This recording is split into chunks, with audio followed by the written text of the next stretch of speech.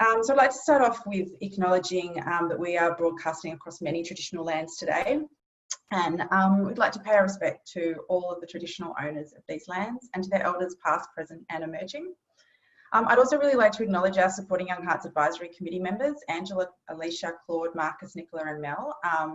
It's a dedicated group of young heart patients who volunteer their time and share their experiences, which really helps inform our work and guide our work. And they've also been a really important part in organising this event. So first up, welcome and thank you so much for coming along and signing up to come to our Emotional Wellbeing workshop. My name's Jen. I have been part of the Heart Foundation's Heart Health team for about the last 12 years, and over the last few months I've been lucky enough to be working on the Supporting Young Hearts program with my colleague Melanie Annette, who we'll hear from a little bit later, and hear a little bit more about the program a little bit later as well. If we could just ask people if they could stay on mute, unless you're speaking, of course, that would be fantastic. And we will be opening up to have opportunities to ask questions during Q&A time, which you can also raise questions throughout the event via the chat function, which I think you'll see at the bottom of your screen. I also really wanted to thank everyone who sent in their questions prior to the event. We have shared these with the guest speakers and look, they've made every effort and tried to address key themes, but some questions were understandably quite specific to individual circumstances.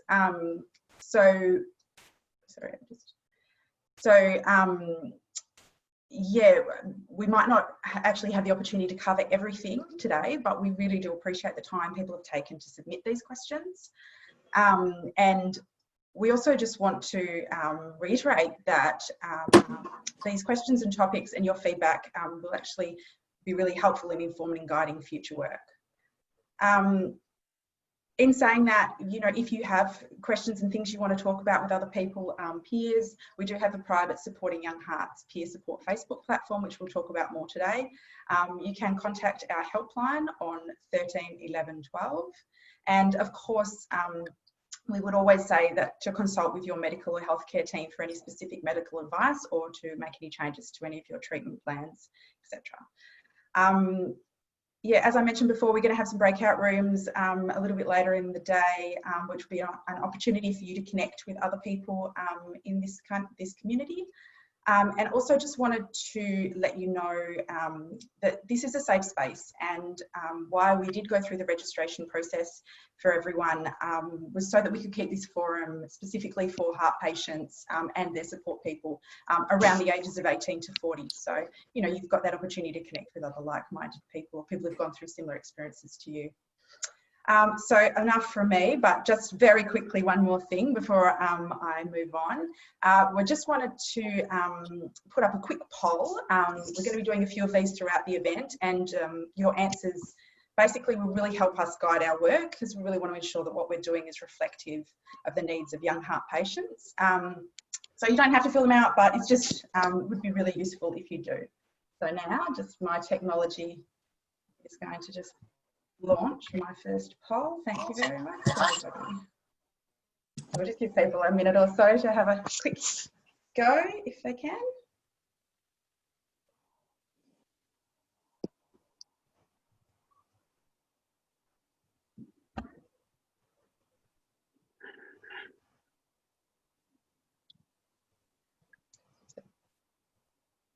A couple of quick questions there, that's awesome. And so just while you're finishing off that, I would like to introduce our first speaker, Melanie Annette. Melanie is the Peer Support Coordinator at the Heart Foundation, and she's been working on the Supporting Young Hearts program for the last few years. And as you'll hear, she's very passionate about this program. It's very, very close to her own heart. So over to you, Mel. Look at you that way. Hi everyone, it's really good to see everyone online today virtually. Some of you may already know me.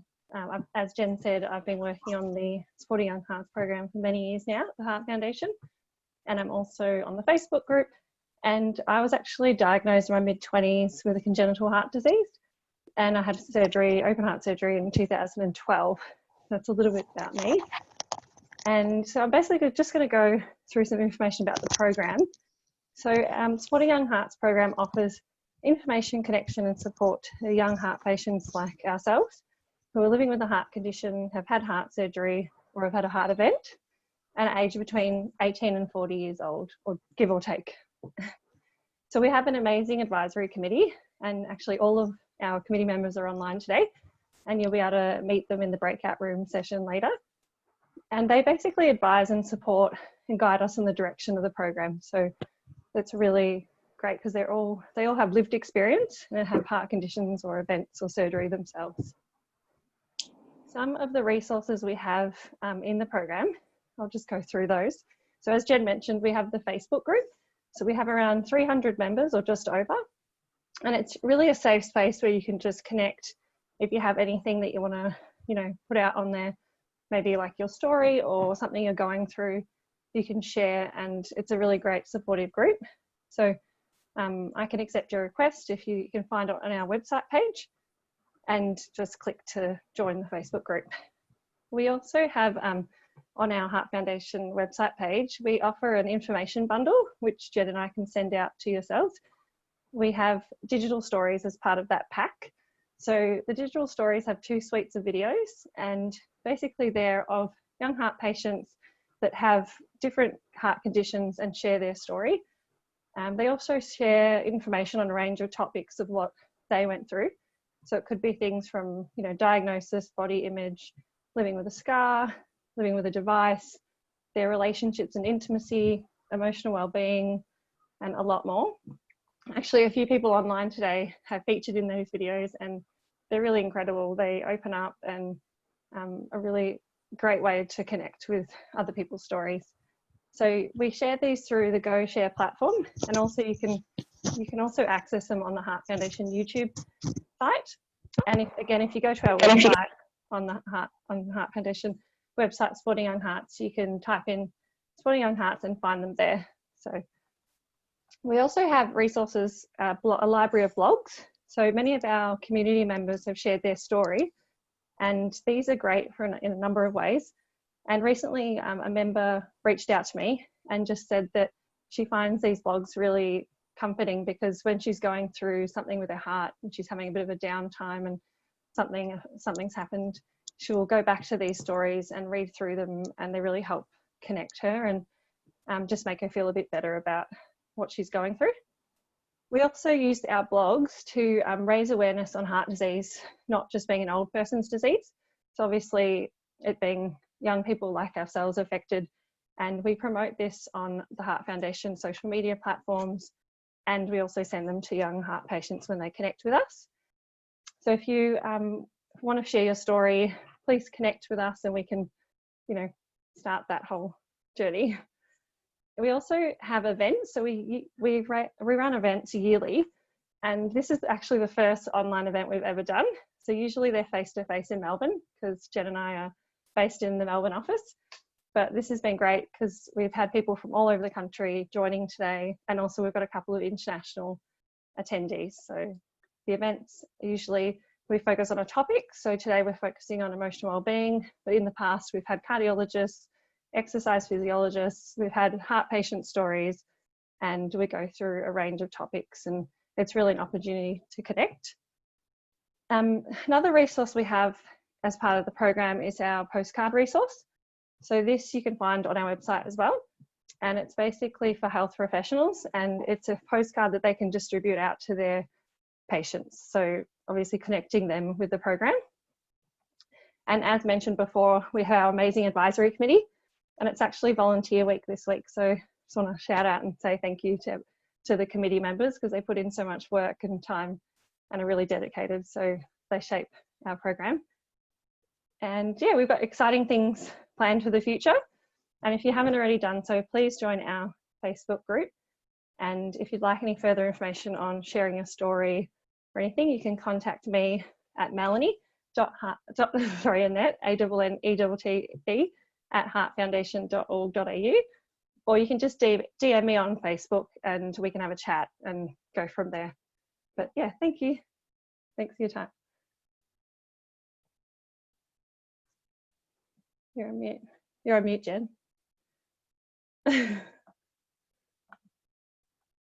Yeah, That's the Zoom meeting code, isn't it? You're on mute. Thanks, Mel. We'll be sending out an email after the event with links to the website that Mel was referring to, and yeah, any other kind of information, and obviously sharing our contact details too. So yeah, if you didn't catch that. So next I'd like to introduce Sarah Linton. Sarah is the Manager of Clinical Evidence at the Heart Foundation. She's also a clinical pharmacist specialising in cardiology, coronary care and heart and lung transplants. Sarah's been instrumental in the development of our COVID-19 and heart disease campaign. So I'll hand over now to Sarah, who's going to do her presentation around COVID-19 for heart patients. Thanks, Sarah. Hello everyone, thanks Jen, thanks for the intro, and thank you everyone for having me here today. I'm just going to take a couple of seconds. Can you guys hear me all right? Is that working? Okay, good. Just take a couple of seconds to share my screen and bring up some slides that just have some of my key points on them, and also to give you something to look at that just isn't my face. So sorry, bear with me 2 seconds as I get there. Alrighty. Are you seeing that now? Okay, excellent. All right. So,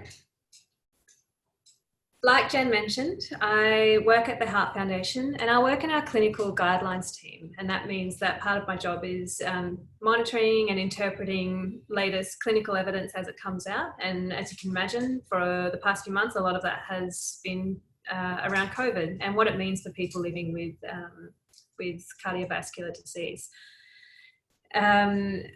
As part of our monitoring for evidence about this, we check in with clinical and cardiology experts from all over the country, and we're advised by our chief medical advisor as well. So it's a whole team of people really that, that look at this evidence and data, but I get to take the credit today by presenting it to you. So our message, the Heart Foundation's message for people living with heart disease, is that at this time, in this challenging pandemic COVID time, it's just as important as ever to look after your heart health. The reason for this is that the evidence is increasingly showing that people living with heart disease are unfortunately at higher risk of some of the worst outcomes of COVID-19. But the other reason is that we know that keeping up with your usual routines is difficult right now. The way in which we live our daily lives is completely different because of all the changes and social distancing measures put in place to manage the COVID-19. And so, yeah, the way in which we go about our lives is completely different. And as states are beginning to ease restrictions, it's changing frequently.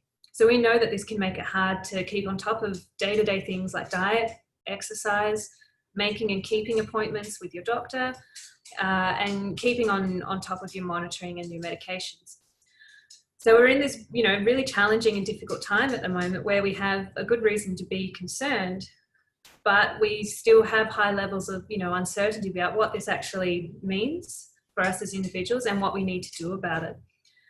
Some of the common questions we are receiving at the Heart Foundation through our helpline and other channels are questions like, which heart conditions specifically are we talking about? How does COVID-19 affect the heart? And what does this mean for me? So today, I would like to talk to you about a little bit about the evidence behind the link between COVID-19 and cardiovascular disease, and share our key messages for people living with heart disease. And so hopefully that will help answer some of these questions. So as always, I like to start with, what do we know? And at this stage, what we know is that people living with a heart condition appear to be a higher risk or more vulnerable to the worst outcomes of COVID-19. And so when we're saying worse outcomes, we're talking about things like having severe illness, so needing hospitalisation, needing intensive care, and unfortunately passing away. We think that this advice, or at this point, is particularly relevant for people living with heart failure, high blood pressure, coronary heart disease, heart valve disease or heart valve problems, or an abnormal heart rhythm. There's a few other pieces of evidence that we put together to come to this point, and that sort of backs up our key messages. So in addition to what we've been seeing in some of the early reports, in groups of patients with COVID-19 and in hospital, what we started seeing at the start of the pandemic was that there was higher rates of conditions like heart failure and high blood pressure in those group of people with severe forms of the illness. And those rates of those conditions were higher than what we would expect based on what we know about the general population. It has been difficult at this stage to tease out the difference between whether that's an effect because they have that heart condition or whether it's an effect of their age, because we know that as generally as people get older, things like viruses affect them more severely, but also certain heart conditions become more frequent in people that are older age. But of course we know that this, doesn't mean that only older people, and I'm very aware that I'm speaking for a group for supporting young hearts, and so it is tricky to tease out the difference between whether this is just from age or independently associated with heart conditions. But I think at this point most experts would agree that there does appear to be a level of risk associated with living with a heart condition and COVID-19. The other thing that we started seeing early on is that there is evidence that COVID-19 infection can cause certain heart problems. Some of the things that we're seeing were injury and damage to the heart muscle. It has been linked to rates of heart attack and causing abnormal heart rhythms.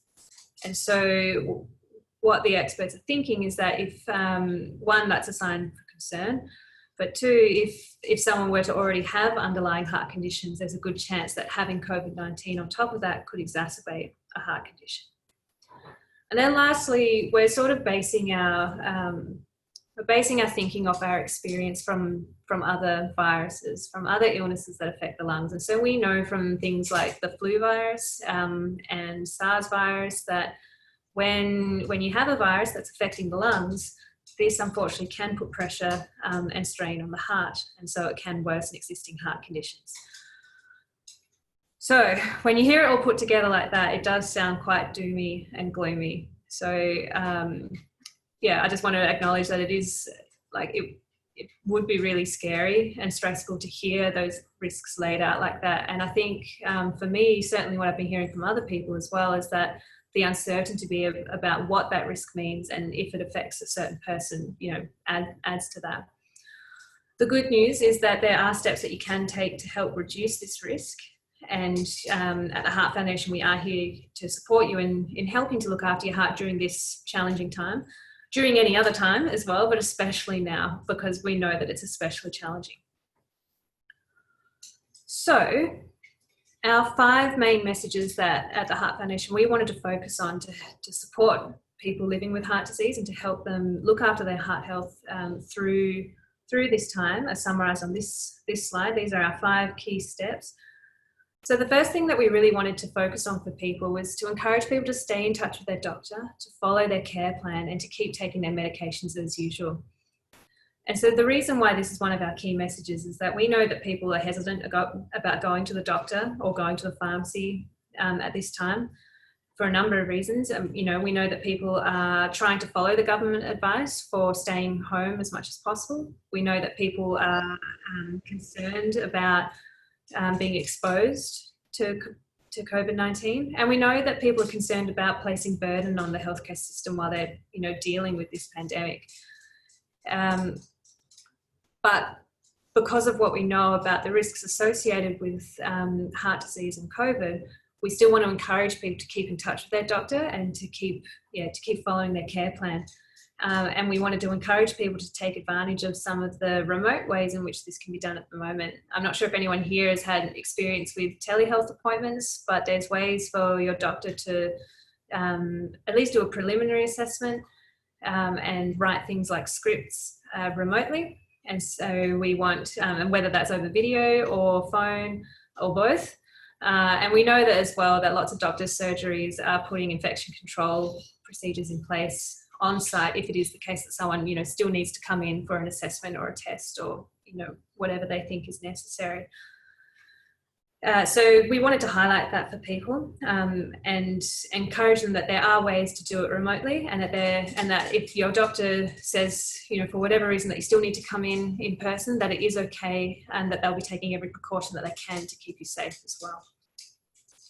Building on that, our second message is we want to encourage people not to ignore a medical emergency. So we know that the health system is under pressure at the moment, And even though there is advice to stay at home generally, it is still really important. We wanted to make it really clear for people that urgent problems still need urgent care. And you know, so there has been reports both in Australia and in other countries about reductions or drops off in the rates of people going to hospital for things like a heart attack. And so that's really concerning, because we definitely don't think it's the case that heart attacks are going away. You know, the perception is that people are staying at home and delaying treatment compared to what they, you know, how fast or when they might sort of reach out and call out, you know, before this pandemic.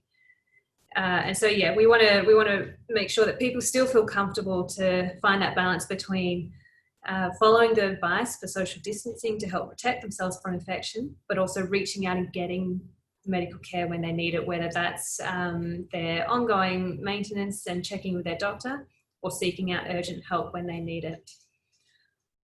Our third point is specifically around encouraging people to get the flu vaccine. And this is because it's not going to protect you against the COVID virus. It's a different virus, but we are aware, you know, that the flu season in Australia will likely overlap and is overlapping with the COVID-19 pandemic. And getting the flu vaccine has a huge effect on helping to protect your heart health. So we want to make sure that people still feel encouraged and safe to get the flu vaccine during this time. We also want to encourage people to follow the government or the Department of Health's advice for taking the steps to prevent COVID-19 infection. So to help reduce that risk that we've identified for people living with heart disease and getting COVID-19, we want to help people and support them in preventing them from getting that infection in the first place. So that's why we think it's really important, especially for people living with heart disease, to follow Department of Health advice for the hygiene and for social distancing. Recognising, of course, that, you know, depending on what state you live in at the moment, that is starting to change, and that there are sort of easing restrictions on our movements. Noting, though, that at the moment, the advice from the Deputy Chief Medical Advisor is still that vulnerable people are still advised to stay at home as much as they can. You know, of course, unless they're going to the shops or attending medical appointments or that sort of thing. And the Heart Foundation's position is that people living with heart disease are a vulnerable group at the moment. Lastly, in terms of looking after your heart health during this time, we wanted to encourage people and give them the support they need to be able to stay active and eat heart healthy foods, especially knowing that, you know, doing our normal ways of doing that, you know, if you were doing group fitness classes, or if you were doing walking groups, or, you know, if you were running to the shops every day because that was your routine, we know that that's really hard at the moment. And so, you know, we've put together some specialised resources and advice for making sure that you're staying active and, yeah, eating heart healthy foods during this time. So that would summarise sort of our advice for people and the type of support that we can give at the moment. And then lastly, I thought I would just finish up on where you can find more support. And again, I think, as Jen mentioned, you know, we really would encourage people to talk to their healthcare teams, so their doctor, pharmacist, nurse, physios, if they're getting, you know, the whole team, about what COVID-19 means for them at the moment and the steps that they need to take, because it really will be different for each person. I mentioned before that, you know, we've put together specialised advice for how to look after your diet, how to make sure you can see your doctor remotely, and that advice can be found on our website. You can also call our helpline during business hours, and Jen mentioned that before as well, so that's on 13 11 12. And so that picture there on the screen isn't stock footage. Before I started at the Heart Foundation, I thought it was, but I've met that lady. She is a Heart Foundation helpline staffer. So yeah, the helpline is a great resource. They can give you heart health information, but they're also just there for a chat if you need that as well. You can also email our helpline anytime as well. I'm not too sure if people are aware of this one, but I've got the email address there on the slide, and it is on our website. You know, so if you've woken up in the middle of the night and you've got a burning question and you're worried you're going to forget it in the morning, you can shoot them off an email. They probably won't reply at 3 a.m. in the morning, but they definitely will get back to you. So that's always an option as well. And then, yeah, I would encourage people to keep engaging with the Supporting Young Hearts group and the Facebook group. So that wraps up my presentation for you today. But I understand, Jen, we're going to be having some question and answer. Is that right? I'll stop sharing my screen. Thanks so much, Sarah. Yeah, I guess we just wanted to open it up to the group. If anyone's got any questions, by all means put them through the chat, or if anyone wants to ask anything. I think it's, yeah, really important information, obviously for everybody, but yeah, particularly this group, you know, when you do have to keep in consideration, you know, whether you continue to isolate, and, you know, it's been a long run and there's a lot of things to consider. So, yeah, has anyone got anything that they wanted to ask Sarah, or any questions or comments? Hi, it's Mel. I'll ask something. Sarah, I was just wondering, like, obviously I'm part of the high risk group, in that vulnerable group. I've got heart and lung issues and I'm pregnant at the moment. And to be honest, the restrictions easing a little bit at the moment are giving me a bit of anxiety. And I was just wondering if there's any information on that for this group, and any advice around that, like what you would recommend.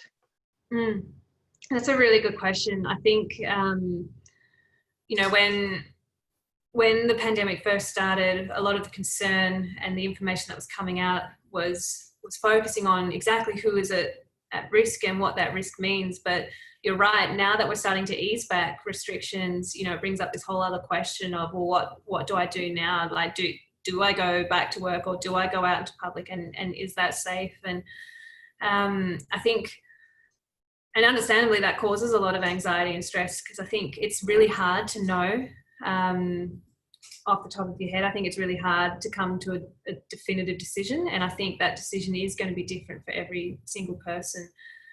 I think as well, you know, as much as me, you know, from the Heart Foundation, as much as I would like to be able to give people an easy answer, yes, no, maybe, it is actually really challenging. And, you know, I would hate to sound like I'm sort of brushing people off, but I truly do think that it is something that needs to get discussed with your doctor, because the answer will rely or depend on so many different factors. And, you know, it really depends on which heart condition you have, and also, you know, how stable you are at that point in time, or, you know, how severe your symptoms are.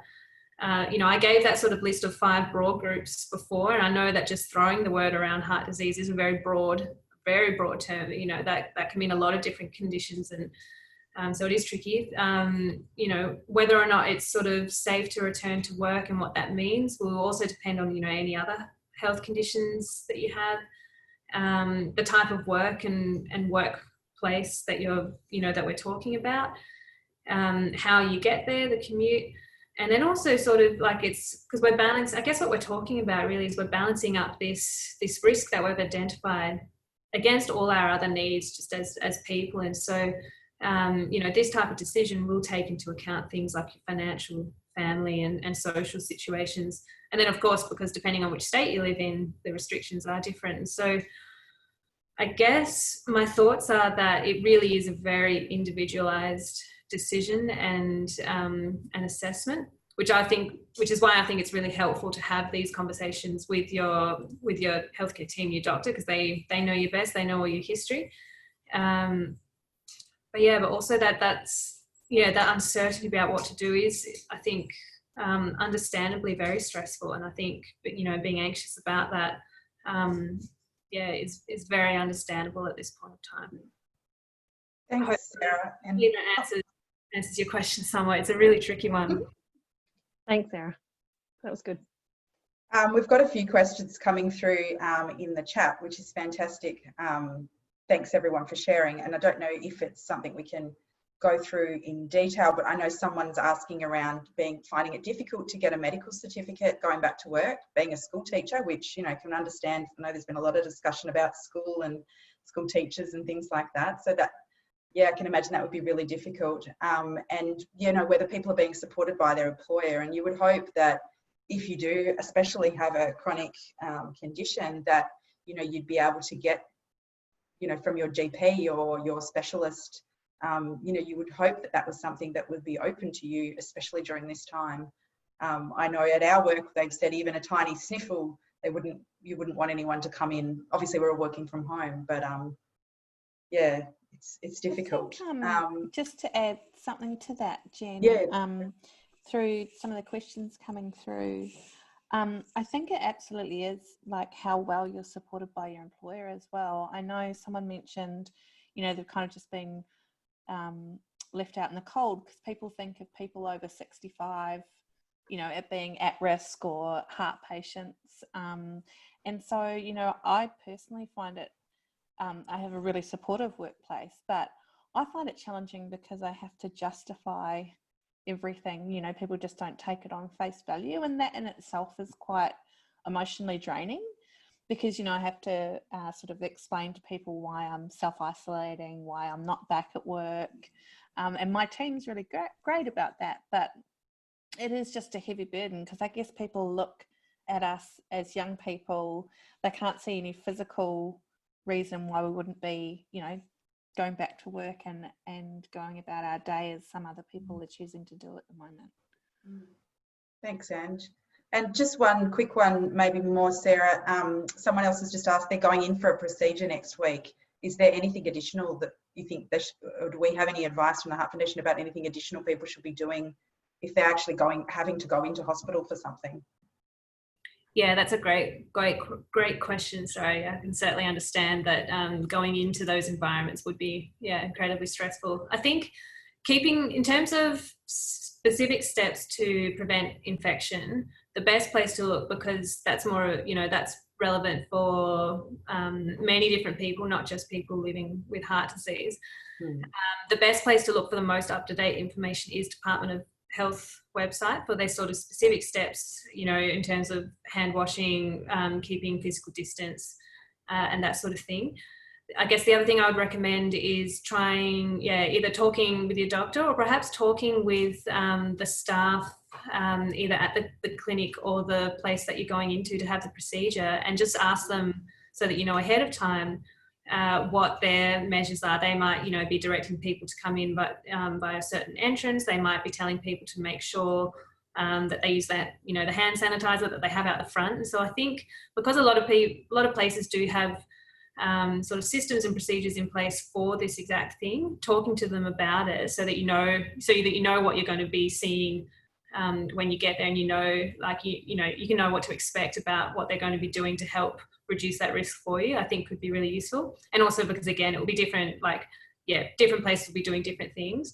So I think, if you find out about that first, then that can give you a sort of an idea of what to expect. Awesome. Thank you so much, Sarah. We really appreciate you coming along. And thanks again for everyone with the chat questions. And again, I think that it's really great that we can, people are responding to each other as well. And this is a little bit like the Facebook group too. So anyone who's not on that group, please join, and we'll make sure we send the link after this. Okay, so we'll just move on now to, I'll introduce Marcus, who's going to share his story.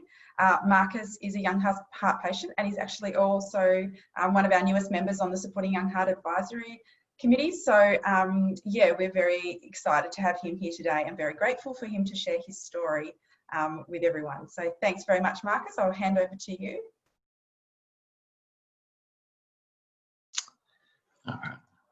Hi everyone, can everyone hear me? Awesome. Hi everyone, I'm Marcus Ashford. As Jen said, I'm new to the advisory board, and this is my first time branching out and reaching out to an audience and telling my story. So I'm a bit nervous, so if everyone can just sort of hang back with me and we'll get through this.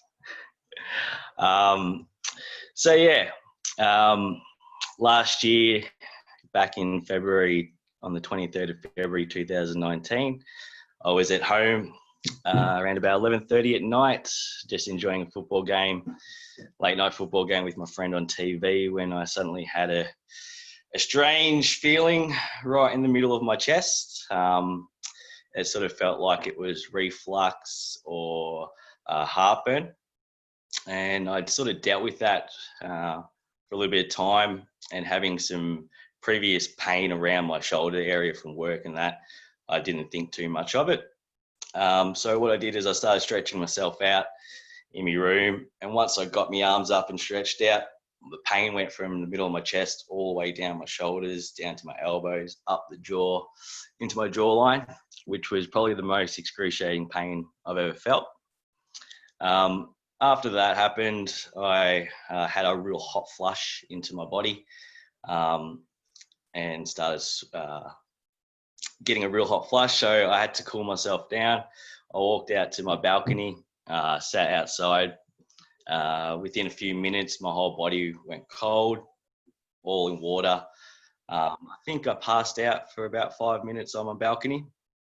After waking up and being drenched all in water, I crawled myself into my bathroom to have a hot shower to warm my body up, in which I think I passed out for about 20 minutes. Woke up with the heartburn feeling still in my chest and just really irritating me. Jumped out the shower, looked into the mirror in the bathroom, and I could see that I was absolutely pale white and just couldn't recognize myself. At that stage, I then yelled out to my friend that I think we should go to the hospital. So we quickly got ready. I dressed myself. We walked downstairs, down to the car, walked myself to the car. During the trip to the hospital, I was in and out of consciousness in a fetal position, just in the front seat, not really aware, just drifting in and out. Got to St. Vincent's Hospital, walked myself into emergency because my friend couldn't park their car out the front, so they went and parked, and I walked myself in, hunched over, went up to the counter, asked to see a nurse, but had to wait for about 5 minutes. Finally, a nurse came, told her that I had chest pains, and she said that I had to wait because I walked myself into emergency. I did reiterate that I had chest pains again, but I think because being a Saturday night, it was real busy. So I went and sat down. At the time, I was sitting on a 10 out of 10 on the pain, and knowing that the pain was actually getting worse at the time, I did make myself aware to everyone, just started screaming out, and as soon as that happened, the nurses rushed out and moved me into emergency. Once in emergency, the ladies gave me an opiate just to ease the pain, and I think as soon as the pain eased, I passed out for another hour and a half. Woke up with no pain, but still a heavy feeling like a blockage within the middle of my chest. The nurses asked if I was having any drugs that night because it was a Saturday night, being 11:30. I can understand they have to ask all these questions. I said no. I'm in my pajamas. I've come straight from home, so there's no way I was out partying. As soon as I sort of told her that, that's when it was sort of like an ER episode. All these doctors came rushing in, said to move me as quick as possible, stat. So I got wheeled into the cardiac ward. At the cardiac ward, I was still in and out from the opiates, so drifting in and out. I wasn't fully conscious. As they were plugging me up with all the needles and pads and stuff like that, I can remember one of the male nurses came over and he's placed the defib pads on the top of the chest and the bottom part of the side, which I turned around and said, is this for real? Because I think I was so heavily drugged up, I asked him that question. And he said, yeah, no, we're here to save your life. You're going through a severe cardiac arrest. I remember all the surgeons standing at the end of the bed, talking, and I was trying to listen to them, but they said, don't listen to us because you don't want to hear the information, but we're just here to save your life and help you out. After that, I remember being wheeled up to, I think, surgery room upstairs, in which I had to undress myself, place myself on the table. I can remember getting a local anaesthetic, so I was going to feel all of the surgery and all of the wiring and all that. In the midst of that, I can remember just having a lady saying that she's placed a balloon into my heart. I could actually see that on a massive screen above my head, which I could watch the wire going in and around. Gave me a really, really weird feeling. But as soon as she put the balloon in place and they blew up the balloon, it was immediate relief, and it felt like nothing had happened and everything was sort of just flowing again and fine. They gave me an ink dye just to check all the arteries again, which is a really, really weird sensation from the top of the head all the way to the bottom of the toes. So that was the initial heart attack that night. I wasn't able to message or call my parents beforehand, before the surgery itself, in which I wanted to, but I ended up messaging my mum about 6 a.m. just to let her know what happened, but I was so exhausted and traumatized that I just needed to rest.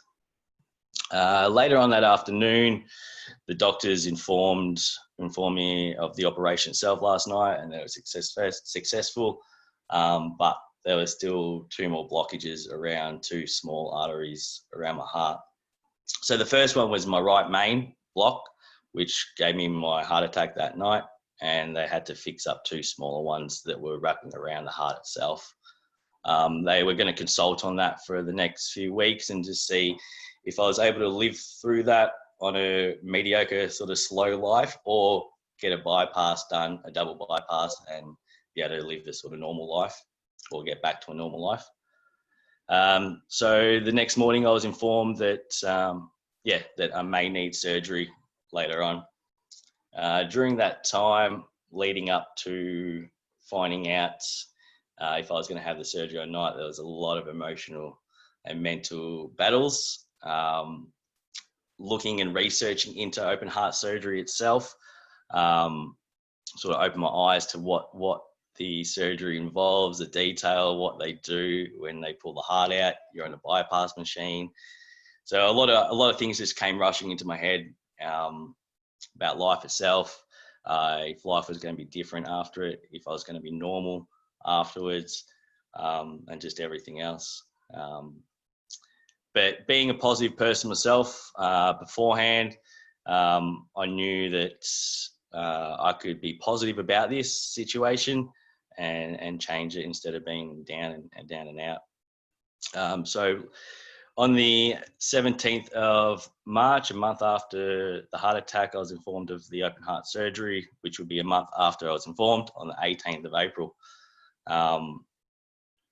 Everything just went through my head. And I just had to sort of try and deal with it and find different avenues to be positive about it. So I took myself away a week or so before the surgery itself, took some time to myself and tried not to think about the surgery and what the details of the surgery, because it's not in my control. It's all in the doctor's control. So the only thing I could think of was the time they wake me up to the time that I can get myself better and recover, and just focused 110% on what I needed to do. I also, while I had the heart attack in hospital, the nurse told me about the Young Hearts Foundation, which I reached out after the heart attack and during the time before the surgery, and meeting people such as Claude and Al. The information and support that those people have given to me within that month before the surgery was just fantastic. It calmed me down, eased me out, and just gave me little pointers on the little things that you should bring to hospital that make it like home, and change your whole aspect of it as well, like bringing a softer pillow, a bigger pillow, a nice book to read, making sure you've got your iPads and little things just to keep you a bit busy. After being on the Young Hearts Foundation, meeting the Hearts Foundation, speaking to Claude and Al, my outlook on it changed a lot. So I just focused on recovery of after surgery. The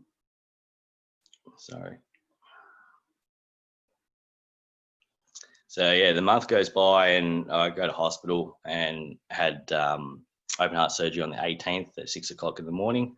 I went in the night before. Mentally I was a bit all over the place. I didn't get to sleep till about 2 o'clock in the morning. So going into surgery, I think I was physically tired. Having the surgery itself, I just focused all of my processes onto the recovery. Sorry guys, I've lost it a little bit.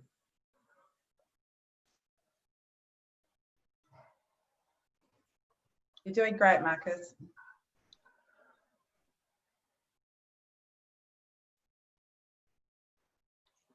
Yeah, so after the heart surgery and just trying to focus on everything after it, I knew that mentally, with all the medication, there was going to be a few different episodes that I'm going to be up and down every day of the week, being alone as well, not having like mum working and that. My days were up and down. I had to deal with it a lot myself.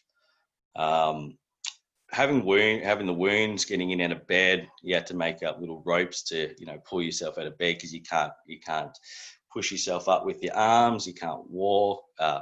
You can't walk or carry anything like that. I couldn't walk my dogs. So yeah, it was just pretty hard, but I just focused on being positive and trying to push through those things. Tossing and turning during the night, not being able to sleep, the nightmares as well, constant nightmares that I've never had before from all the medication. And I think just the traumatic episodes that you go through. But yeah, now one year on from my little episode, I can say I'm happy and healthy. I'm a changed person. I really take the time out now to help other people and really focus on things like that. I had an appointment with my cardiologist a couple of days ago, which he's happy with everything, and I don't have to see him for another 6 months. I also went into St. Vincent's Hospital, bought a bunch of flowers, and was trying to say thanks to all the nurses, but being COVID-19 times, I wasn't allowed in upstairs, so they came down to pick him up. But I really wish I could go up there and just, face to face thank him. And yeah, that's a little bit about my story. I'm sorry I sort of stuffed up near the end and got a bit nervous, but if there's any questions you want to ask in regards to it, I'm happy to help and share and support anyone that needs help. Awesome. Thank you so much, Marcus. Yeah, your story's so raw and emotional, and yeah, that's a lot to go through. And I think, yeah, like a massive congratulations on the 1 year. And maybe just because we've nearly been sitting down for an hour, maybe we could all stand up and give Marcus a bit of a standing ovation just to say thank you for sharing your story. We won't be able to hear everyone because they're all on mute, just me.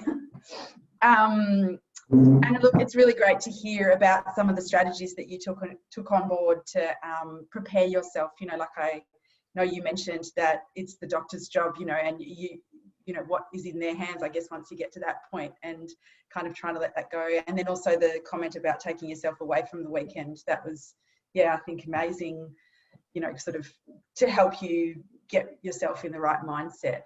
Must be so hard. And before I open up to any comments or questions for Marcus, I just wanted to mention that, like, imagine for the people hearing this, could really have brought up some emotions, and maybe you've been through something similar, or possibly think that you might need going through something similar to Marcus in the future in terms of surgery. So yeah, just letting you know that the next presentation from Carly, hopefully that will give people a few tips and things to do around their emotional health. Obviously, that's why we're here as well for today. And please remember that there's professional helplines and services available, and Carly will be providing some more details on that. So yeah, is there anyone have any comments or questions or anything that they want to ask Marcus?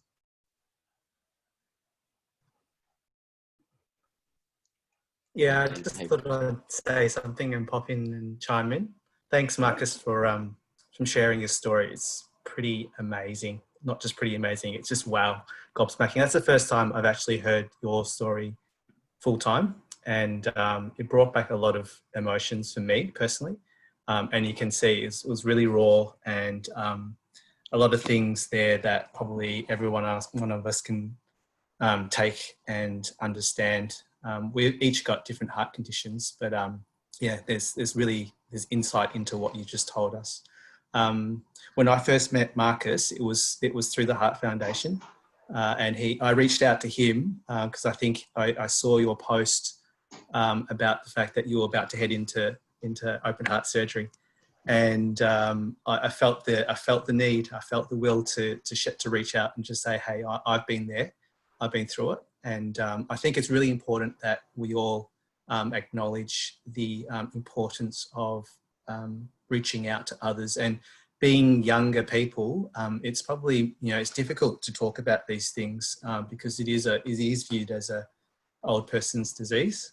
And when I was going through it, I did the same thing, and I reached out, and I also sought someone else, talking about surgery and how to look after your scars, just the emotional side as well, and also I guess the practical sides of going back to work and how it worked for particular people. So thanks, Marcus, for sharing. Awesome story. And it's just amazing. So thanks.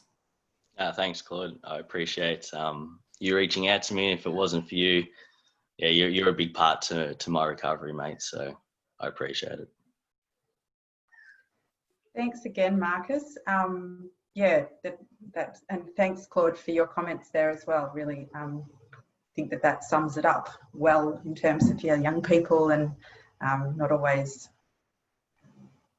recognising that could be the problem. But it's fantastic that you guys managed to connect over the Supporting Young Hearts Facebook page. So I'm glad. It's really great to see that things working out like that and those connections being developed. So just very quickly before we move on to our next session, I'm just going to do 2 quick little poll questions. So I'll just open that up now, see if everyone can have a go. That's working.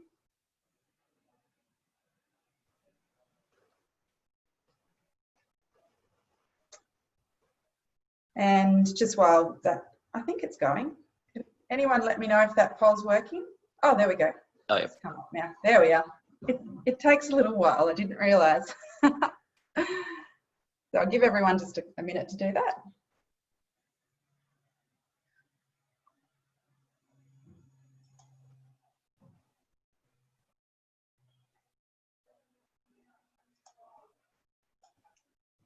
And just while everyone's doing that poll, I might introduce our next speaker, and so then she can come and get her screen all ready with the screen sharing. So next, I'd like to introduce our guest speaker, Carly Weiner.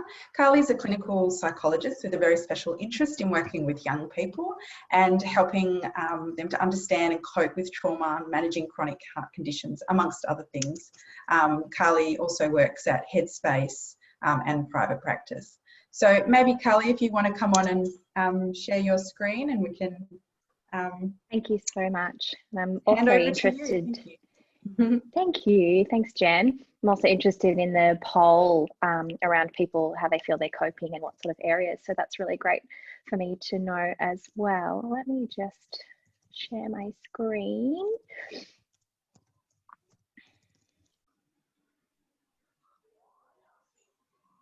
Beautiful. And just double checking everyone can see. Fabulous. Great.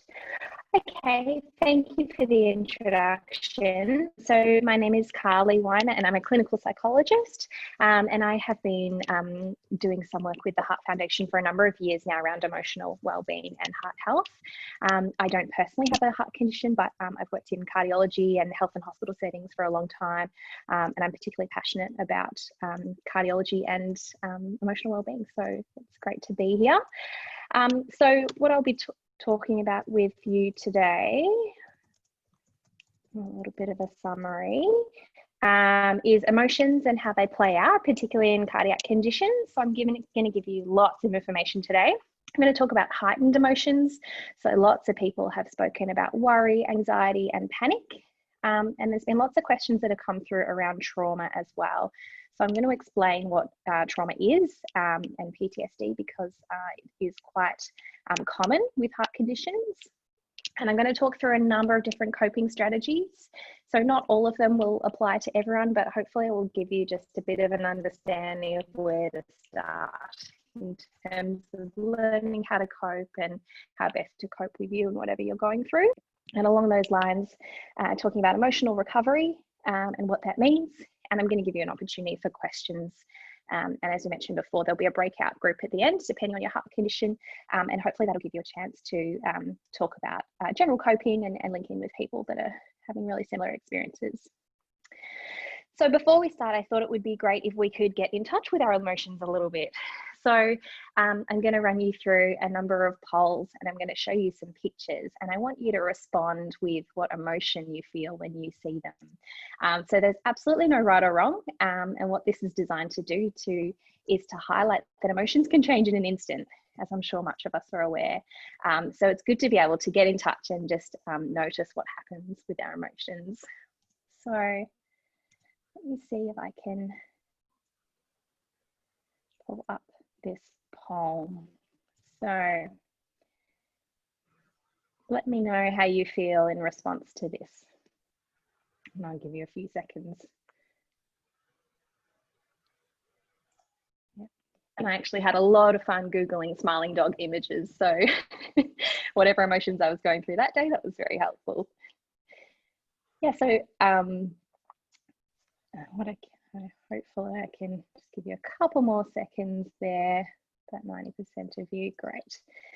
So as you can see, a lot of people were happy, joy, curious around what was happening, and some grief as well. So as I said, there's no right or wrong, and everyone has a different response.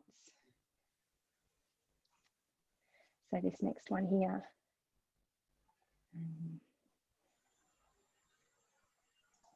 So sorry, I think as Jen was saying, the polls are a little bit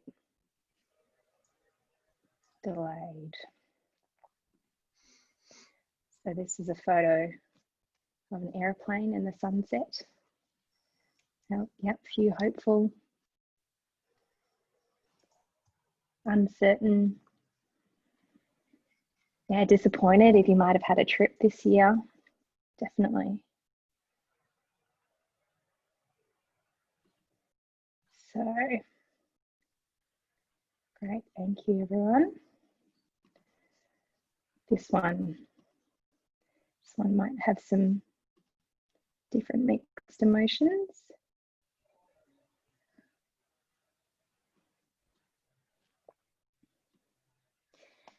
So this is a cath lab, so a lot of you might have had experiences here too. And yeah, it's really interesting having different people's emotions come up there. I'm sorry, I'm not intending to scare you.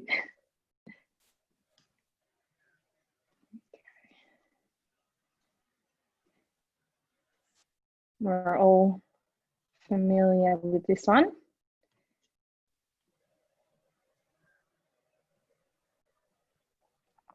If you're not, this is the very common COVID-19 virus image. So it's probably flooded our screens for the last couple of months now. It's quite an interesting looking virus actually, but obviously it would spark a lot of different emotions there. And this one's a bit of a mixed one. So lots of different emotions, and it's okay if you experience a couple of emotions at once as well. And this last one, and I'm hoping all the polling is working okay. There you go. So this is a woman who's obviously been through open heart surgery, and she's bearing her scar. And she looks reasonably happy about it. So again, have a think about how this might impact you. It may not at all, it may not be relevant. There we go. And this is an interesting one. So a lot of people proud, a bit self-conscious, uplifted, or confronted. No one's jealous. Well, that's great. Great, excellent. Thank you. So now you're in touch with your emotions a little bit. Let's talk through what they are. So emotions come from a Latin word, and they come from the word to move. So it's a physiological response, which means it happens in your body. So there's different neurons that fire that come together to help us understand that we're going through something. And usually it's feedback from our environment. So just as we did then, we looked at pictures and then we felt something on the inside that led us to form what an emotion was. In some of the more scarier events, it's an internal alarm system as well. So it can tell us when we're in danger, and it tells us how to move or what to do based on what our sensory system or what we're perceiving. Emotions, the basic emotions are called primary emotions, and they sit in the part of our brain in the limbic system, which is part of the reptilian brain. So it's one of the first things that forms as babies, and it helps us survive. So it's a really basic function, and it doesn't actually think. So it receives information and it sends signals to our body to react. So a lot of people judge their emotions. A lot of people think they're not meant to be there, or they're too strong, or they're too sensitive, or say, oh, that was in the past and I shouldn't be experiencing that anymore. But emotions, they don't actually think. And they don't often connect with the front part of our brain, which is kind of that thinking and reflective part. So it's very important to feel what you feel and pay attention. Everyone has emotions, and none of us would be alive without them. So on any given day, we're experiencing a lot of emotions, probably particularly now at the moment. And they help us survive. So we wouldn't, cross the road without looking if we didn't have a little bit of fear of cars and any dangers that might come. So it's important to really normalize that emotions are meant to be there. There are lots and lots and lots of different emotions. So I really like this wheel that kind of categorizes things. So if you look in the middle, there's a couple of different theories around how many primary or kind of basic emotions we have. But I really like to give this to people to give them a sense of having a label. So labeling emotions is really important because it gets you to understand what the differences in how you're perceiving your environment. So for example, in the anger section, you'll see the label of the emotion frustrated, and you'll also see another label of jealousy. So they both sit under anger, but you would experience them quite differently. And once you have a label, then you have more power over your emotions. So you're able to know how to move or how to respond. So I would really encourage you to have a really good look at this wheel. If you're feeling kind of overwhelmed, particularly in the fear section, frightened, worried, and see if you can find some labels for how you're feeling. One of the good things that I like to do is encourage people to notice what they're feeling and then come up with a bit of a list or a kind of a plan of when you're feeling something, what do you need in response to that? And so again, we're seeing the top one, overwhelmed, you might need to take a step back. But the bottom one, if you're feeling alone, you might need to reach out. So it really gives you a lot of power over how to react once you understand what emotions you're going through. And this is from an Instagram page that I really like, and there's lots out there. So if you go into #self-care, there are heaps and heaps of ideas around how to label emotions and what to do with them.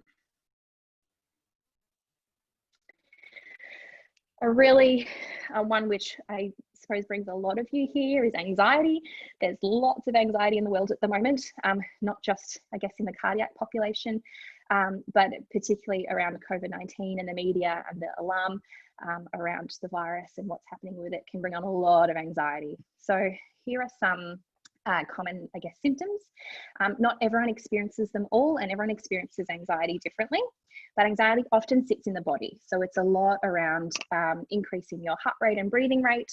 Some people might find themselves sweaty, have a dry mouth, a bit shaky. It's a felt emotion that can be felt really strongly. And the difficulty with anxiety is that it's very difficult to tell the difference between having anxiety and having, I guess, a heart event or a heart condition. So all the more reason to understand your body and the patterns of how it reacts. So if you understand your triggers and what happens when you experience anxiety versus what might happen, say, if you have an arrhythmia or thinking back to a heart event, there will be different triggers, and there will be different ways you can recognize and hopefully categorize anxiety versus heart conditions. But I acknowledge that it is really tricky. Another really common I guess, emotion or experience is worry. It's worry and anxiety very much go together, but they are a little bit different as well. So worry often more occurs in your mind or in terms of your thoughts. So worry is usually a concept of overthinking or what if thinking. We're often going through concepts or trying to problem solve in our brains. And this one's particularly difficult at nighttime. So a lot of people would have the experience of, lights out and you're trying to sleep and suddenly your brain is just worrying and thinking of all the worst case scenarios and what's kind of happening in the world. So the important thing to think about in terms of worry is that it's a thinking habit. So what often happens when we're overthinking, it's called rumination. So that's kind of your broken record. So if everyone has had the experience of thinking over and over the same thing, well, that's what worry is. And worry is designed to try and give us a little bit more prediction in the world. So we worry because we can't tolerate that there's a lot of uncertainty. So the best thing to do for when you're worrying is to notice that thinking habit. Notice that you're trying to problem solve something that can't be problem solved a lot of the time. And it's a bit of a thinking trap that we worry because we want to try and problem solve, but actually it's just going to end in more stress and more anxiety. So the best thing you can do for worry is really notice that thinking habit, but also because worry often sits in your brain, you want to sort of engage your body. So whether that's doing some deep breathing, some relaxation, some distraction, even thinking about a different memory, a happy memory or something more positive, can give you just enough circuit breaker to stop you from worrying and start sleeping or enjoying the good or living more in the moment. And I should say if there's any questions as well, Jen will be monitoring the chat and I can help answer those at the end. So we're moving up the scale a little bit in terms of trauma and what is trauma. So trauma is the result of a life-threatening event. So whether that's perceived or actual. So it challenges the way we understand the world. So previously, the world might have been very predictable, or you might have had trust in your body or trust in someone else. And then this really traumatic event happens and it changes what we were expecting. So it triggers a bit of a survival instinct. So again, the base of our brain is really fired. And then we move into, I guess, survival mode, which is your classic kind of fight, flight, or freeze response. And in the next slide, I'll show you a bit of a video that explains that in more detail as well. But essentially, it changes the way your brain processes things because our brains are designed to be quick and efficient, and they're not designed to be, I guess, effective in that way because we need to survive. We don't have time to think when we're faced with something really traumatic. So understandably, going through an event means that your brain structure is a little bit changed. It's not changed forever necessarily, but it does kind of shift things up a bit to the point where there's a bit of a disconnect between thinking and feeling. And again, some people who have had a traumatic event, say multiple years ago, might be still frustrated that they still think of it, that it still impacts them. But again, they're different parts of the brain. So we need to work out a way to help you feel safe, but also teach you that that event is no longer happening anymore and that's in the past. And that can be really difficult. Usually that's best done with a professional, but we'll talk about some ways that you can help, I guess, reduce some of that distress as well. So hopefully this will work. So I'll just show you a quick video.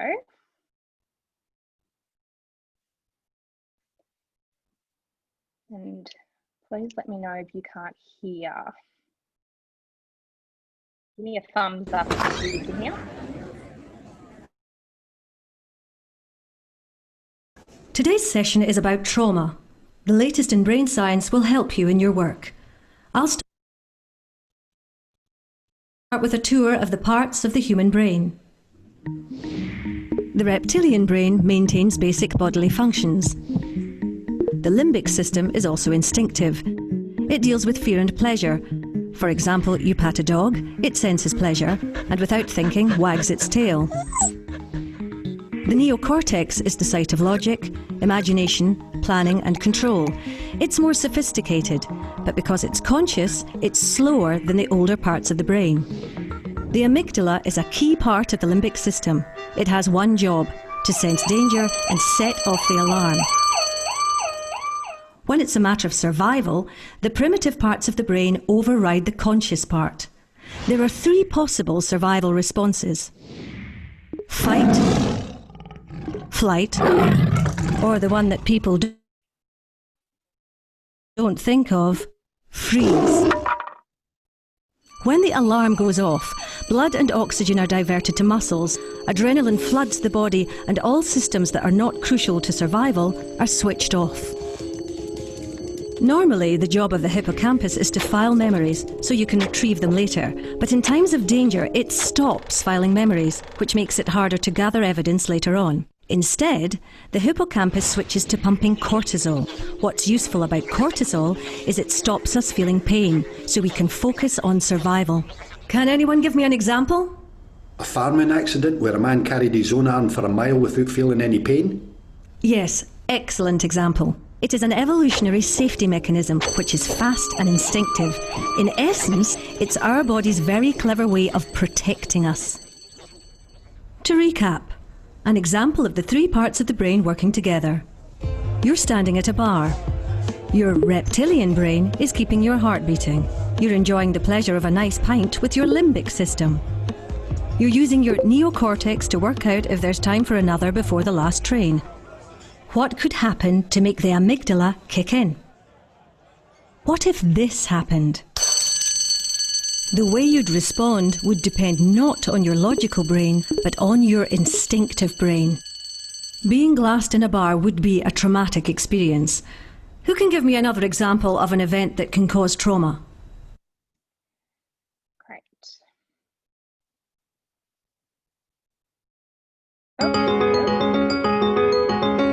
Sorry.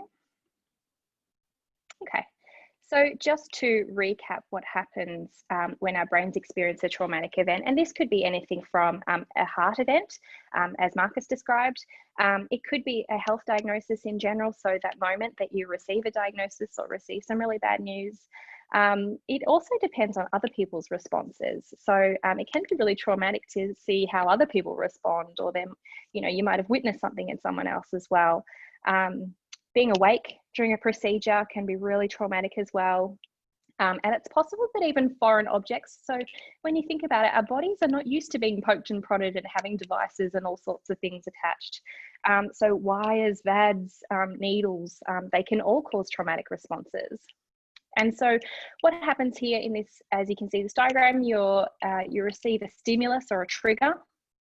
And if our survival mechanism kicks in properly, which it should, it goes through a fast pathway, which goes straight to our emotion center, the amygdala, and then it helps us survive. So that fight, flight, freeze.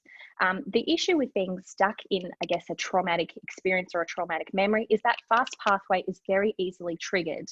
And so again, we're used to that survival pathway. And so it's going to be sent really quickly, but it's not necessarily relevant anymore. Remember, our brains are designed to be efficient and not effective. So we actually have to teach it to access some accurate memories, to access our thinking brain. And the way that we do that is slow down that pathway, and so give more information from the senses. So rather than focus in on the trigger or the stimulus, focus on other things. Where are you right now? What year is it? What else is in the room? And what other symptoms are you having that tells you that you're not back in that moment again? And so hopefully that will teach us over time. Again, it does take a lot of effort and a lot of work to then use all parts of our brain to be able to keep calm and take action rather than constantly respond to a traumatic trigger. So I wanted to just mention about PTSD, or post-traumatic stress disorder. This is from the Diagnostic and Statistical Manual. So this is something that psychologists and psychiatrists will use to diagnose PTSD. Please don't self-diagnose. Again, see a professional or get linked in with a psychologist if you think this might be happening. But I know a lot of you sent in some questions, and it's, I guess, really relevant to lots of people, given lots of you had had quite traumatic events. So it's about re-experiencing symptoms. So whether you're having strong thoughts, nightmares, flashbacks, this could be similar emotions, similar sensations, heart arrhythmias or experience that kind of thing. And usually they're really distressing that we want to avoid them. So I guess in the example of the video, the guy in the video might avoid drinking, which I guess is a sensory trigger. He might avoid bars, which is an environmental trigger. And he might avoid, having his back to people. So that could be something that he's using to try and protect himself as well. So we see a lot of intense emotions and a lot of firing of that fast pathway and of the nervous system in general. And this is really relevant for you guys where there has been a lot of focus on your sensory system, on your sympathetic nervous system, so your heart, lungs, and vital organs. And so you might find that you're a bit more sensitive, a bit more vigilant or prone to being startled. And quite often with traumatic events, there's mood changes as well, or changes to your thinking patterns. You might notice some more what if thinking or some catastrophic thoughts, but you might also notice some depression, more anxiety, other really strong emotions that are impacting your day-to-day life as well. So it's important to note that PTSD can occur straight away or it can be delayed, so years down the track. And there's a couple of different, criteria before that diagnosis can be fully given. So in terms of the heart population, so I guess in the general population, firstly, about 4 to 8% of people in the general population have PTSD. And this is nearly tripled in the occurrence of acute coronary syndrome or heart conditions. So about 1 in 5 people who have had an ICD implantation also have PTSD, and PTSD can increase depending on the number of shocks you've had as well. And cardiac arrest, it's even higher. So up to 38% of people who've had a cardiac arrest also have PTSD. Symptoms, the good news is it tends to reduce over time, even without intervention. So even without therapy, even without doing much at all, between 9 and 12 months, symptoms do tend to go away. And as I was saying before, depression is really quite common. So up to 45% of people in the cardiac population experience depression, compared to 10 to 16% of the general population, and anxiety, so up to 60% versus around 20%. So please be aware that you are more likely to have, more sensitivity to emotions, more stronger emotions, and more firing of those really strong kind of triggering pathways. So I guess that's why I'm here to promote a lot of that. Thought this was quite interesting. So this is what happens in your brain during a traumatic memory. And so what you see at the front there, those 2 kind of darker dots at the top of the screen, that's what we call kind of the watchtower. So it really focuses in on a trigger or a stimulus during a traumatic memory or when you're reminded of a trauma. And what this does is then activates the right amygdala, so that right side of your brain, that emotion center. It's really in fight, flight, freeze mode at the moment. And so what this can feel like is overwhelming sense of emotion and feeling really stuck with whatever's going on. These 2, blank spots towards the top as well, that dorsolateral prefrontal cortex, that is the part of our brain that doesn't allow us to orientate to time and place. So that's why it feels like you're right back in that event when you have a memory or when you have a trigger. So really, really important, as I was saying before, what other information can you give your brain that teaches you that you're not back in that time?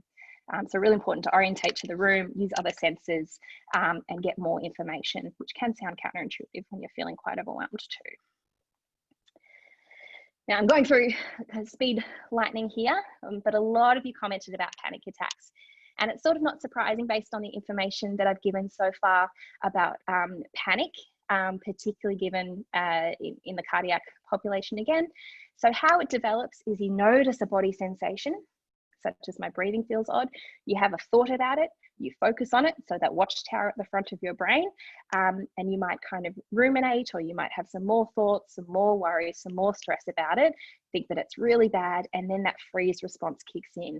So panic really is feeling frozen with your internal experiences. And so panic attacks usually last about 5 to 10 minutes, and then they usually calm down, and they're usually a really exhausting experience. So they're definitely not nice at all. If you do experience panic, it's really important to get some professional help as well, but we're going to go through a couple of things that might be able to help you calm down. So I thought I would go through some breathing exercises with you. Breathing is really important with any sort of stress, anxiety, any really emotions in general. So a lot of people will say, just breathe, or learn how to breathe, or just calm down.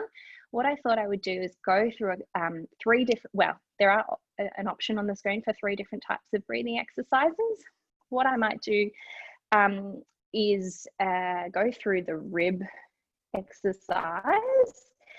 And be aware of, I guess, any triggers or anything that might be a bit confronting for you here, because lots of people, you have different experiences of your torso and your body. Very important because they are the organs that control themselves, or that we can control as well. So they can do both. So it's really important to be able to gain control of your breathing when you're experiencing any kind of emotion. So what I want us all to do is feel the bottom of our ribs a little bit. So everyone just give them a little bit of a squish, and notice that the bottom of our ribs are more squishy than, say, a bit higher, so the top of your ribs. And this is because the lower lobes of our lungs are designed to have more volume, and we don't often use them. People often breathe into their chest or quite high, but it's really important to breathe deep into your lungs. What this does is helps you with your circulation. It can help you reduce your heart rate if it's firing and you're feeling really stressed and anxious, but it also helps us feel in control. There's something really symbolic about being able to control our lungs when the world feels completely out of control at the moment. So what I want you to do, you can place your hands on your ribs like the picture on the left in the middle, or you can give yourself a hug, so the picture on the right. And I want you to practice breathing deep into the lower lobes of your lungs. So as you breathe in, your belly and ribs should expand. And as you breathe out, they should go back in. And I want you to practice doing that a couple of times.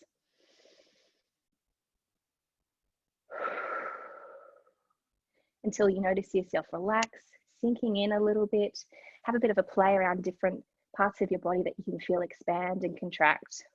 I usually like to breathe in through my nose and out through my mouth. Good.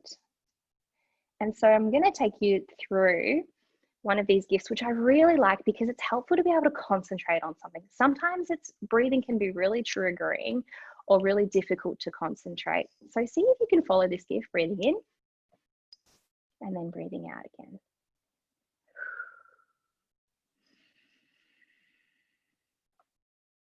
And so there are heaps of really cute gifts or things to focus on. And what this does, again, if you're feeling really triggered by your lungs and your heart, it gives you something that you can just follow to expand and then contract. Perfect. I'm loving seeing everyone with their hands on their ribs. It's really nice. And so I wanted to give a quick mention to triggers here. So we have 2 different types of sensory systems. So one is internal and one is external, meaning we can be triggered by internal systems, which I suppose would be quite common in a lot of you. So on the left, interoceptors, so heart rate, breathing rate, any sensations in our organs, and digestion. So you might feel a little bit nauseous, you might feel a little bit sick. And so that means we're just feeling really fired and sensitive towards what's happening internally. Another one of our internal systems is balance, so-called the proprioceptors, which means, I don't know if anyone's had the sensation when you're on a swing or on a roller coaster and you have that, like that gut feeling. That's a proprioceptor. So that's telling you like, oh, I'm in danger. I'm not meant to be going down this roller coaster. And on the right, you have sort of the external system. So you can be triggered by your environment. So this guy's terrified of a snake. So that's our sight, smell, taste, touch, and hearing that can be triggering. So why this is important, because it's important to know what system is triggering when you feel stressed and anxious. And so if you're really firing on the inside, if you're really focusing on what's happening in your body, your heart rate, your lungs, your digestive system, for example, you might like to train your brain to focus on the outside, give itself some different information so it's able to distract yourself and calm that down. So so we just did a breathing exercise, which is focusing on our internal systems. We won't go through this one, but it's here for you as a reference. So this is called a 5 senses activity. So, you know, don't do this if you're afraid of snakes and triggered by the outside. You might choose the breathing instead. But this is about slowing down, giving your senses some more information. And this is also a really nice mindfulness activity as well. I personally can't be very mindful. I really have to train my brain. My brain likes to think really quickly. So this is a really good way to slow things down. 5 things you can see around the room right now. 4 things you can feel, 3 you can hear, 2 you can smell, and 1 you can taste. And making sure you're calming down and trying to relax your body and breathing as slowly as possible as well. It's important to remember that with any cardiac event or diagnosis or any chronic health condition in general, there's often a lot of losses associated. And so this often results in some of those more kind of depressive or the cardiac blues or more sadness or adjustment to illness. So again, if there's been a traumatic event, we often lose our sense of safety or being able to understand and predict the world. A lot of you might be coming to terms with losing, you know, an aspect of functioning or independence. We had a lot of questions around family planning, what that means to kind of lose fertility or kind of lose goals that you had for yourself. There's a real adjustment that comes with any sort of event and the emotions and recovery that follows. I know that our sense of mortality can be a really big one, especially at a young age. We don't expect to be faced with death. In fact, it's sort of not really something that our brains are really designed to do. We're meant to be out and risk-taking and learning and not even thinking about that yet. So it can be really hard to suddenly be faced with, you know, loss of functioning or early death or, you know, something that seems really possible that we didn't think of before. So I just wanted to acknowledge that. And in terms of emotional recovery, it's really important to be realistic. So there's some research out there that says after 12 months, about 1/3 of people had improved mental health, about 50% had similar, and 15% had poorer mental health than before heart surgery.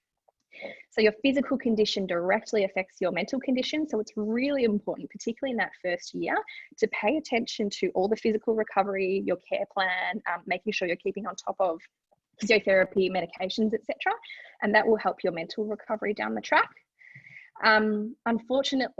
Fortunately, I suppose, physical comes first. So we have to heal physically as much as possible in order to help our, I guess, mental or emotional recovery.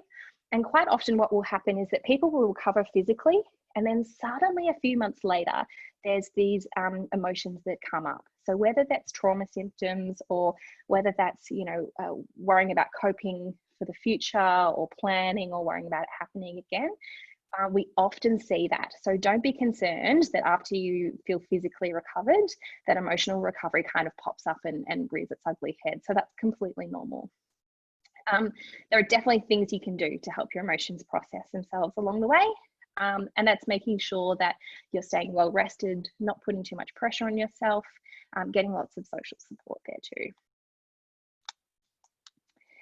And speaking of social support, so that's a huge predictor in psychological recovery, and the role of spouses, family, carers, friends, peers is really, really important too.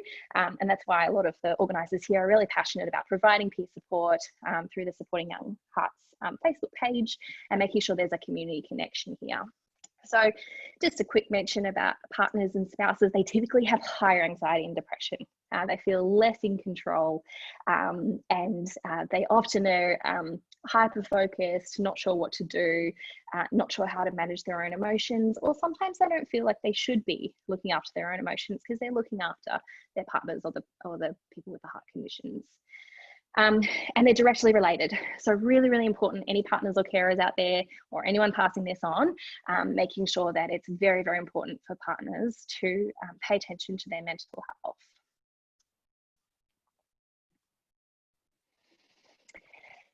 And I wanted you to introduce you to the spoon theory. Has anyone heard of this before? It's sort of one of my favorites. So the spoon theory was developed for people who have a chronic illness. So essentially what it is that you're only given about 20 or 25 spoons per day. And with a chronic illness, or anyone in general, whether you're having emotional issues or feeling tired or overwhelmed, you only get a certain amount of units of energy that you can use safely and use throughout your day. And every person has a different allocation of spoons per activity. So you'll see on the left, it might take you 1 spoon to get out of bed on any given day, and some days it might give you 6. So I really like this theory because it gives you the opportunity to choose how many spoons you have per day and how you're going to use them. So it's about being realistic as well.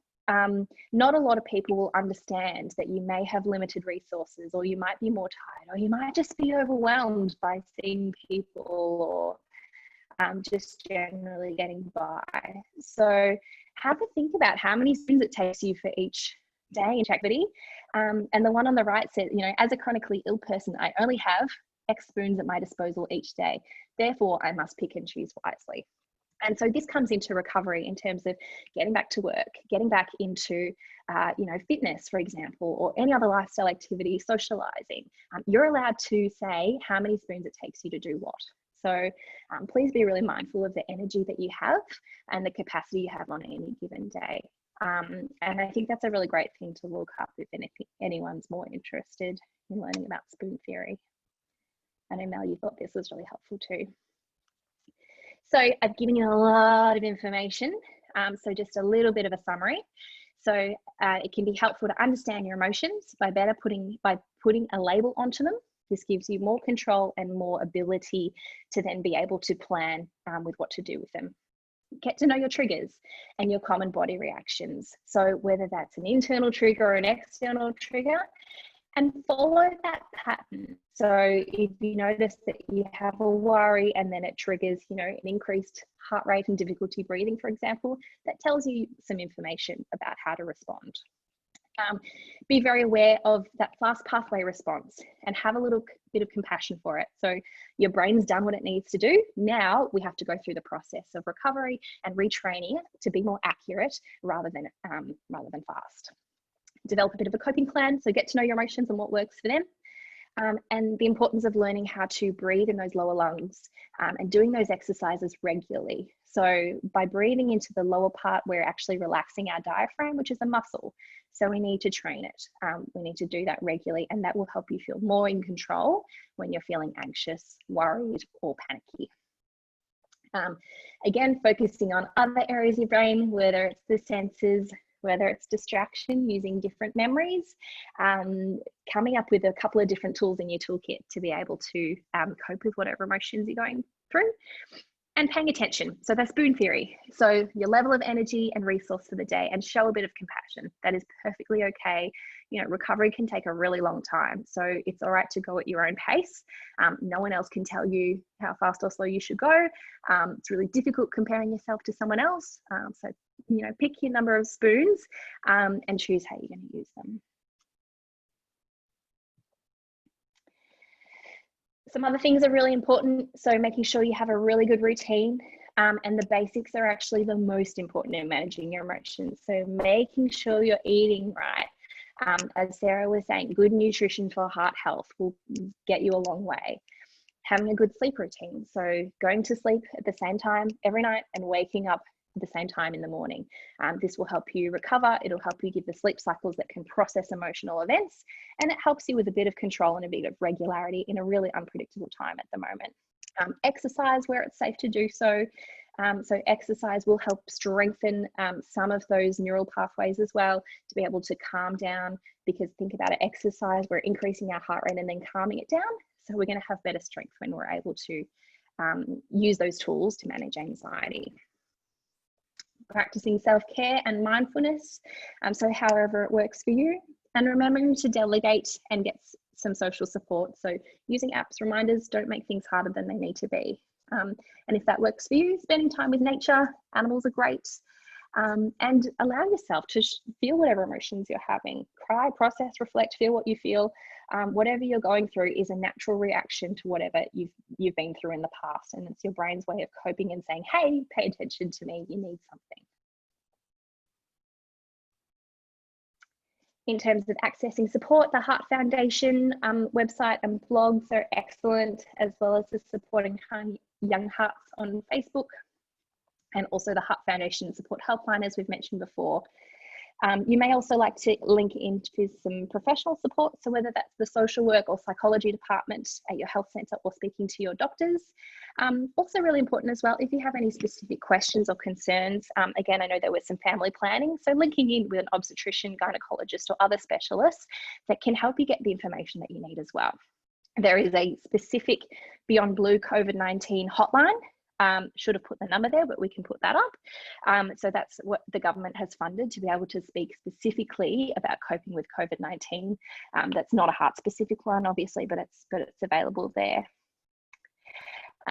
So you can get some Medicare support for mental health care plans, and not a lot of people know about a chronic disease management plan as well. So where you can get an additional 5 sessions with a dietitian, a psychologist, exercise physiologist, for example, OT as well. And that's you get a bit of a Medicare rebate for that. And as Sarah was saying, telehealth is available, and at the moment it's available until September. And a lot of people are bulk billing for vulnerable populations and people who are in isolation. So I guess that's a really great opportunity to take advantage of some of the supports out there as well. A couple of apps I would recommend. Worry Time is a really good one.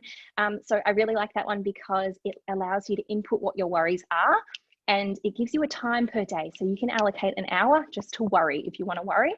And then what it does is gives you, it opens them up at a later time, and it can give you the opportunity to say, well, actually, that's not really worth worrying about anymore, or maybe I should problem solve this a little bit. So it's a great way to just kind of put your worries in a box if you find yourself worrying a lot of the time. There's a really great simple app called Breathe that measures your heart rate. I don't know how accurate it is, but it helps. It's got a GIF as well, so it helps you just with that inhale and exhale and really calm your breath rate down. A couple of mindfulness apps which are really great and really good for young people as well. They're quite friendly and easy to use. Some of them have sort of a bit of like a 10-day kind of boot camp for your mind, which is really good to get into. And I really like the app, The Mighty.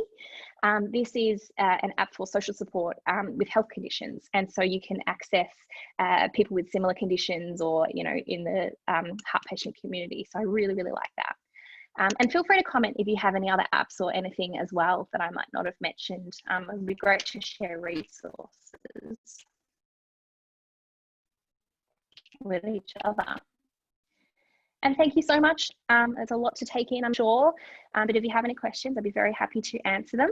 And we might do some follow-up questions as well. So there were some questions that came through that we couldn't really specifically answer, but happy to follow them up in the breakout group, or individually, we might compile a list, Jen, around some of those specific ones and get some commentary out. Yeah, absolutely.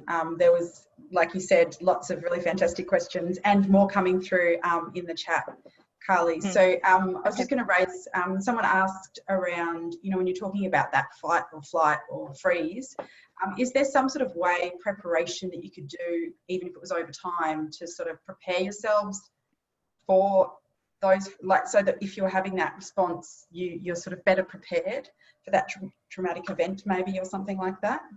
Yeah, so is that in relation to if you're preparing yourself for surgery, for example? Yeah, I mean, that might be what the context of the question came through. Sure. Yeah, or knowing that or maybe if you've had a traumatic and had a response beforehand and you're trying to, you know, not do it again, like you mentioned about triggers and things like that. Is there some sort of brain training maybe? Yeah, I think that's really great. I think it's really great to go through what your triggers are. So a good thing to do could be to actually write your own, I guess, prediction.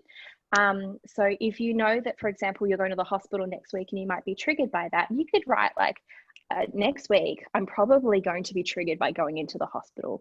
I'm probably going to feel my heart rate increase. I'm probably going to feel a little bit sweaty and a little bit panicked. What I'm going to do in response to that is making sure that I'm breathing as I'm walking into the hospital. So I'm going to focus on 4 breaths in, 4 counts in, 4 counts out. I'm going to be aware that I'm going to be more stressed, and so I'm going to eat and sleep really well the night before. So it's about You can't avoid being triggered. You can't necessarily avoid the emotional reactions, but you can prepare yourself and you can equip yourself so you don't feel completely out of control by it. So I would write up a bit of a script. What do you plan to do? What are you going to be tripped up by? And how best to kind of, I guess, support yourself in that situation. Great, thanks, Carly. Is there anyone else who wanted to add anything, have any comments or questions for Carly? I know a few things, there's been a bit of chat going on over the chat, which is great. People have kind of been getting back to each other. Thank you. I can't actually see the chat, so yeah. I think one of the things that came up a couple of times is, as heart patients, it's sometimes hard for us to distinguish between an actual heart event, so something that's happening in our body, versus something like a panic attack or anxiety. Often it feels the same. So, I wonder if there's any, rules of thumb around how we might be able to distinguish between the two. Yeah, I had a look into this a little bit. Firstly, I think it's really important to be mostly guided by medical professionals, because I would hate to say like, here's, follow, some advice around coping with anxiety when there's a medical kind of issue going on. So I would rule out anything medical first. Then, as I was saying, it is very difficult to tell the difference. The main differences are going to be with the triggers. If you can identify an emotional trigger, then chances are there's going to be an emotional response, at least in some part happening. So getting to know what might have started off the symptom can be really helpful. And again, it's going to be different for everyone. I really liked Marcus's story, and it sounded like, Marcus, you didn't have an experience of cardiac issues before, but he knew when something wasn't quite right. So trust your body when you feel like something isn't right, and when it's not anxiety or when it's something more. Watching the triggers and watching the pattern of what happens, and whether it feels really wrong or feels really different to you. If it feels familiar, then chances are it might be anxiety. But yeah, using kind of medical and I guess psychological advice together is probably what I'd recommend in that situation. Can I jump in as well? Carly, that was a fantastic answer, and I just thought something that might be useful from the other end of it when you mentioned ruling out medical is that people on the call may have experienced this before, but people in health, we always say, like, if you're ever not sure, just ring and double check first. But you can always, I can understand that there's like trepidation about wanting to call an ambulance or try like call out all the big guns for something that you're not even sure about. But when you do call an ambulance, the person on the other end, they do run you through a basic assessment, and they can sort of help nut out some of those differences. And then if you're sort of like Carly's saying, if you're listening to your gut and something's not quite right, but you're not sure about calling an ambulance, you can actually call there's government staffed, like medical staffed lines that can help you make those assessments. The GP hotline, I think it's called the Health Direct line.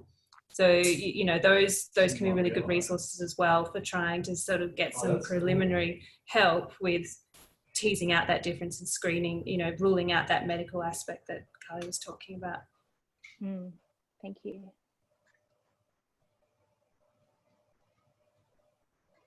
Yeah, thanks for adding that in, Sarah. I'm just wondering, we were going to go into some breakout groups just so that everyone could have a little chance to meet each other, because obviously over a Zoom meeting it's a little bit hard to talk other than just listening to sort of me rattling on half the time here.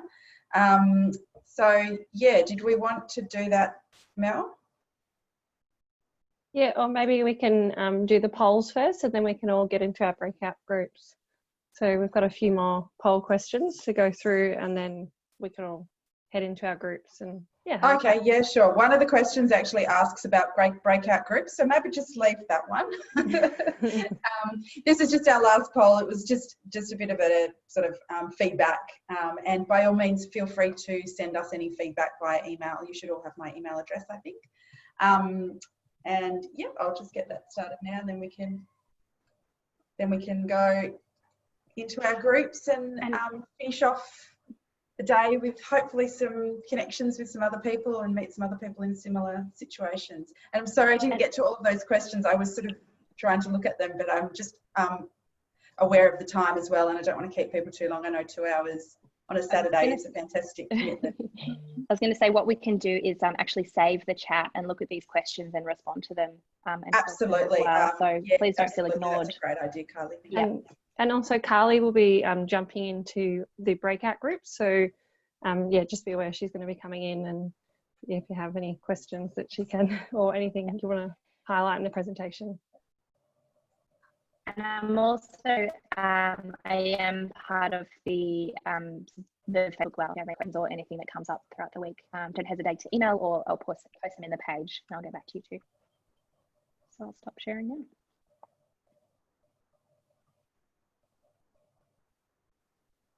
Great. All right, we'll give people a few minutes to do those questions, and then we'll go into our breakout group. So I might just do just a little bit of a closing then, so that we can get that out of the way, and then everyone can have a chance to have a chat. So I guess just thanks again for everyone who came along. You know, you never really know how these things are going to go. Like Mel said, we've never done a virtual event before, so I really appreciate everyone taking the time out of their day to come along, and I hope you found some of the information useful. I know I have, from all of those presentations, actually taken something away from it. I'd really like to thank the speakers, Mel, Sarah, Marcus and Carly. You know, your expertise and your willingness to share your story, Marcus, and everything was, you know, makes it so much more valuable. So thank you very much, everybody. And also thanks to the team behind the scenes. Obviously, there's Jigga, the IT guru, who has been working tirelessly with us, Sarah, who's been helping with all of our marketing, Kelly, and other members of our health team and team at the Heart Foundation. Yeah, great if we can get as many questions of those filled out. That would be fantastic from the poll, just so that we can help work out what things we can do in the future that will be as most useful for all of you guys.